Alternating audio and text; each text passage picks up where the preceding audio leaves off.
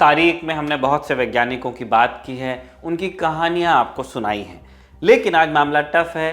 तारीख चूंकि एक गणितज्ञ पर आकर ठहरी है और गणितज्ञ भी ऐसा कि तारीख बताएंगे तो उसके बारे में 10 ऐसी बातें बता देगा कि सिर आपका चकरा जाएगा। नमस्कार, मेरा नाम है निखिल और आप देख रहे हैं तारीख के इस एपिसोड में हम बात करने वाले हैं महान गणितज्ञ श्रीनिवास रामानुजन की। एस रामानुजन, आज ही के दिन यानी 26 अप्रैल 1920 को मद्रास में उनका निधन हुआ था। Brought to you by Kuku FM. Download the app now. Episode की शुरुआत से पहले आपको बताएं कि तारीख के इस एपिसोड के साझेदार हैं कुकू एफएम ऐप, जो लाए हैं ललन टॉप के दर्शकों के लिए खास ऑफर। कुकू एफएम ऐप का प्रीमियम सब्सक्रिप्शन लेने वाले पहले 500 लोगों को मिलेगा 50% का डिस्काउंट। इसके लिए आपको इस्तेमाल करना है LT50 ये कोड। इस ऐप पर आपको मिल जाएंगी जाने माने वर्ल्ड लीडर्स की जीवनियाँ, आत्मकथाएं, ढेरों उपन्यास और कई तरह की ऑडियो बुक्स भी। याद रखिए, LT50 ये कोड सिर्फ पहले 500 सब्सक्रिप्शन पर ही उपलब्ध होगा। बाकी जानकारी अगर आप चाहते हैं तो डिस्क्रिप्शन में दिया लिंक आप देखिएगा।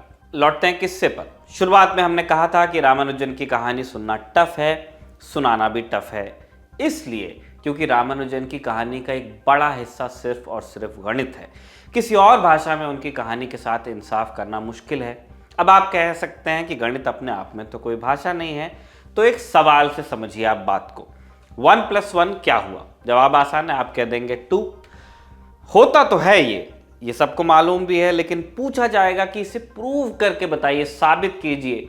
प्रूव करने का मतलब ये नहीं कि आप एक सेब के साथ दूसरा सेब रख दें और बोलें कि देखिए हो गया प्रूव। ये प्रूव नहीं हुआ, ये उदाहरण हुआ कि ऐसा होता है, लेकिन ऐसा हमेशा होगा या हर चीज के साथ होगा, ऐसे प्रूव नहीं होगा। इसके लिए भी गणित की आवश्यकता पड़ेगी। ब्रिटिश फिलोसोफर बर्ट्रांड रसल और अल्फ्रेड व्हाइटहेड को सिर्फ ये प्रूव करने के लिए 300 पन्ने लगे थे। रामानुजन के साथ भी यही दिक्कत थी, उनकी भाषा थी गणित। वो इक्वेशन ईजाद करते और बताते, लेकिन तब मॉडर्न मैथमेटिक्स के दिग्गज मांगते थे प्रूफ, और रामानुजन के साथ दिक्कत थी कि उन्होंने मॉडर्न मैथमेटिक्स की ट्रेनिंग ली नहीं थी। इसलिए जब वो पहली बार कैम्ब्रिज गए तो वहाँ प्रोफेसर GH हार्डी को उन्हें मॉडर्न मैथ्स के तरीकों से रूबरू कराना पड़ा। रामानुजन की बायोग्राफी का नाम है the man who knew infinity, यानी वो आदमी जो इन्फिनिटी यानी कि अनंत को जानता था। अब इन्फिनिटी यानी जिसकी गणना ही नहीं की जा सकती, असंख्य, उसकी बात हो रही है। बात दिलचस्प है कि कोई इन्फिनिटी को कैसे जान सकता है? जिसे कोई नहीं जानता उसे जानना कैसे संभव है? रामानुजन का इन्फिनिटी से लेकिन बड़ा गहरा रिश्ता रहा। फॉर्मल ट्रेनिंग तो नहीं ली थी उन्होंने, इसीलिए जब खुद गणित में कूदे तो सीधे एक बड़े सवाल से शुरुआत की उन्होंने।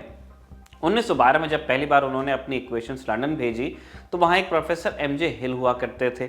उन्होंने रामानुजन की इक्वेशंस को देखा। इनमें से एक इक्वेशन कुछ इस प्रकार की थी, 1 + 2 + 3 + 4, और यही कैरी ऑन हो रहा है, etcetera etcetera, is equal to -1/12। अब अगर 12वीं की गणित पढ़ी हो तो हम जानते हैं कि ये एक डाइवर्जेंट सीरीज है, मतलब सीरीज लगातार बढ़ती जा रही है। इंट्यूटिवली देखें तो ऐसी सीरीज का सम इन्फिनिटी होगा, लेकिन रामानुजन ने इसे -1/12 की वैल्यू दे दी। इसके अलावा भी रामानुजन ने कई और डाइवर्जेंट सीरीज की इक्वेशन का हल दिया था। ये एक टैबू सब्जेक्ट था, क्योंकि डाइवर्जेंट सीरीज का कोई उपयोग तब तक इजाद नहीं हुआ था रामानुजन के समय में। रामानुजन की इक्वेशंस को देखकर प्रोफेसर हिल ने जवाब दिया, रामानुजन के पास गणित की प्रतिभा है, लेकिन उससे कहो डाइवर्जेंट सीरीज के गड्ढे में ना घुसे।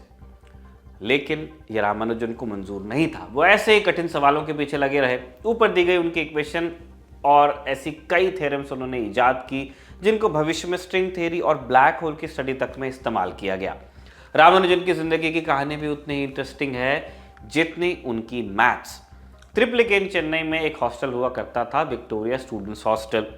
ब्रिटिश राज के दौरान बनाए गए इस हॉस्टल की बनावट कैम्ब्रिज जैसी थी।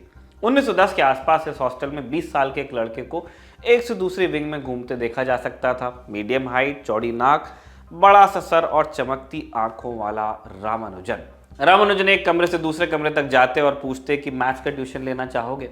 उनसे उम्र में कहीं ज़्यादा बड़े लड़के उनसे मैथ्स का ट्यूशन लेने को तैयार हो जाते, ये जानते हुए कि रामानुजन खुद परीक्षा में 2 बार फेल हो चुके हैं। क्या करते? कुछ और पढ़ने में दिल लगता ही नहीं था रामानुजन का।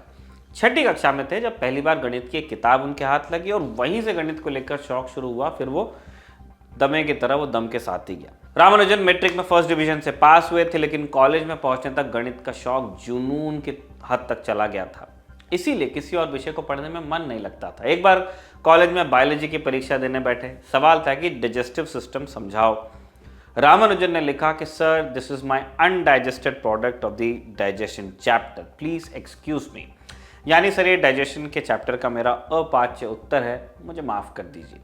इसके बाद एक और बार कोशिश की, लेकिन दोबारा परीक्षा में फेल हुए। कॉलेज जाने के लिए बड़ी मुश्किल से स्कॉलरशिप का इंतजाम हुआ था, इसीलिए जब फेल हो गए तो घर से भागे। द हिंदू अखबार में तब घर वालों ने एक अपील भी छपवाई थी उनके लिए। 1 महीने बाद जाकर घर लौटे थे। तब गणित के अलावा कुछ और करने का दिल राजी नहीं था रामानुजन का, इसीलिए कोई काम धंधा भी नहीं कर पाते थे, बस गणित गणित और गणित। मिर्जा गालिब के बारे में एक बात कही जाती थी, मिर्जा जब शेर बनाते तो कलम दवात का इस्तेमाल नहीं करते, उन्हें लगता कि इससे खलल पड़ता है। गालिब शाम को जाम लेकर बैठते और एक शेर पढ़ते और अपने रुमाल में एक गांठ बांधते, अगला शेर पढ़ते और फिर एक और गांठ, और ऐसे करते करते पूरी गजल उनकी तैयार होती। सुबह उठकर फिर कलम दवात लेते और एक एक गांठ खोलकर पूरी गजल को कागज पर दर्ज करते। कुछ ऐसा ही तरीका रामानुजन का भी था। अपने घर के हाथ में पालथी मारकर एक स्लेट लेते और पागलों की तरह घंटे लिखते रहते और फिर सो जाते। सुबह उठते तो दिमाग में इक्वेशन उनको तैयार मिलती, उसे कागज पर दर्ज करते। वो कहते थे कि देवी सपने में आकर बताती हैं। ईश्वर पर उनका बहुत विश्वास था, इतना कि कहा करते थे कि जो इक्वेशन ईश्वर के विचार को व्यक्त न करे उसका मेरे लिए कोई अर्थ नहीं। साल 1909 में रामानुजन की शादी हुई, तब काम धंधा जरूरी हुआ। पहले ट्यूशन पढ़ाने की उन्होंने कोशिश की, उससे पूरा नहीं पड़ा तो क्लर्क की नौकरी भी की। इस बीच गणित के कुछ रिसर्च पेपर्स उन्होंने छापे। नौकरी के दौरान उनकी पहचान मद्रास कॉलेज के एक प्रोफेसर से हुई। उन्होंने तय किया कि रामानुजन का काम कैम्ब्रिज भेजने लायक है और भेजा भी। 16 जनवरी 1913 की तारीख थी। ट्रिनिटी कॉलेज कैम्ब्रिज में पढ़ाने वाले प्रोफेसर G.H. हार्डी जब कॉलेज पहुंचे तो उन्हें अपनी टेबल पर कुछ खत मिले। हार्डी वर्ल्ड फेमस मैथमेटिशियन होते थे अपने वक्त के, और रोज उन्हें ऐसे सैकड़ों खत मिला करते थे। टेबल में रखा एक खत भारत से आया तो उन्होंने खोल के देखा, दिलचस्पी हुई तो उसमें हार्डी ने देखा कि एक के बाद एक थ्योरम्स और गणितीय सिंबल्स भरे थे। इनमें से कुछ इक्वेशंस तो ऐसी थी जिन्हें हार्डी ने भी पहले नहीं देखा था। हार्डी को लगा कि कोई फ्रॉड है जो अनशंट लिख के जिसने गोद के भेज दिया है।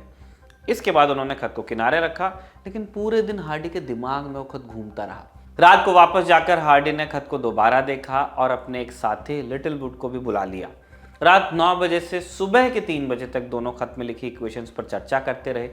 कैम्ब्रिज के 2 प्रोफेसर हार्डी और लिटिलवुड एक हाई स्कूल फेल भारतीय की नोटबुक में लिखी थ्योरम्स को समझने की कोशिश कर रहे थे। अंत में दोनों ने डिसाइड किया कि इन इक्वेशंस को लिखने वाला कोई जीनियस ही हो सकता है। दोनों ने रामानुजन को यूलर और जैकबी यानी कि कैलकुलस की नींव रखने वाले गणितज्ञों, आसान भाषा में समझें तो गणित के न्यूटन और आइंस्टीन की श्रेणी में रख दिया। इस घटना के बारे में हार्डी बाद में लिखते हैं, रामानुजन ने खत में करीब 120 इक्वेशंस लिखी थी। उनकी अंतिम 3 थ्योरम्स ने उस दिन मुझे पूरी तरह चौंका दिया। मुझे समझ नहीं आ रहा था कि ये क्या है, मैंने ऐसा पहले कभी कुछ नहीं देखा था। मुझे लगा कि ये गलत हैं, लेकिन फिर बाद में मुझे एहसास हुआ कि ये ज़रूर सही होंगी, क्योंकि ये ऐसी इक्वेशन थी जिनकी यूं ही कल्पना कर लेना ही असंभव था। रामानुजन की इक्वेशन से हार्डी बहुत प्रभावित हुए। उन्होंने उनसे कैम्ब्रिज आने को कहा, लेकिन एक तमिल ब्राह्मण परिवार में पैदा हुए रामानुजन के लिए समंदर की यात्रा करना धार्मिक विश्वास के खिलाफ था। ये बात हमने कही, आपने सुनी। समय के कॉन्टेक्स्ट को ध्यान में रखा बहुत ज़रूरी है। अर्ली 20th सेंचुरी की बात हो रही है। रामानुजन की माँ भी इसके लिए तैयार नहीं हुई।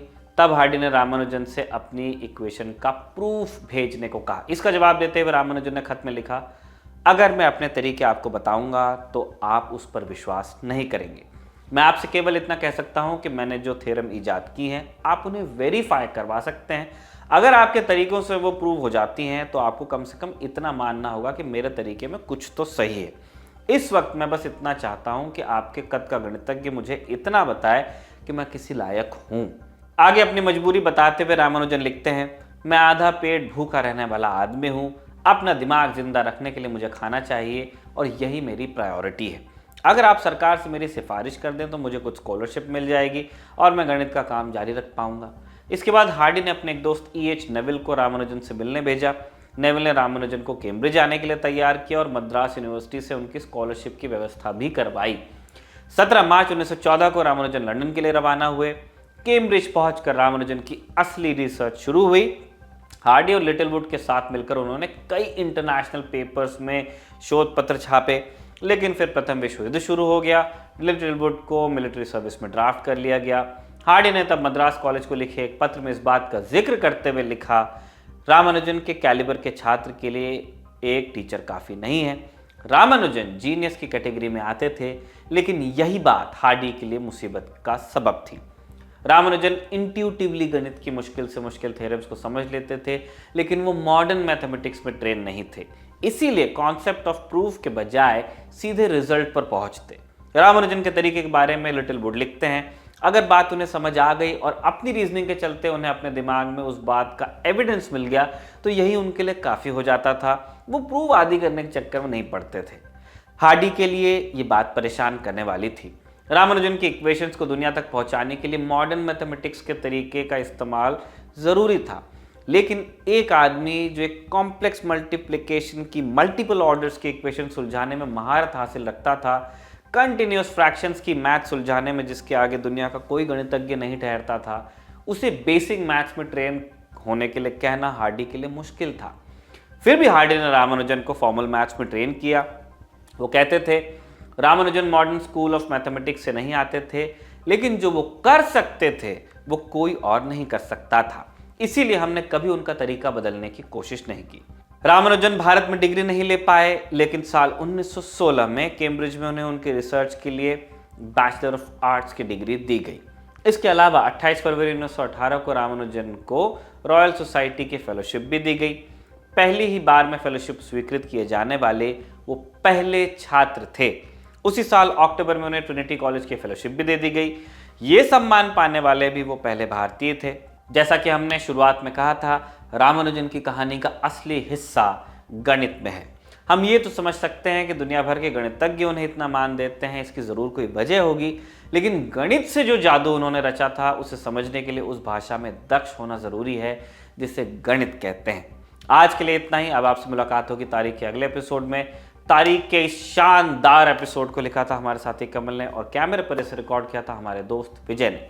देखते रहिए दी ललन टॉप।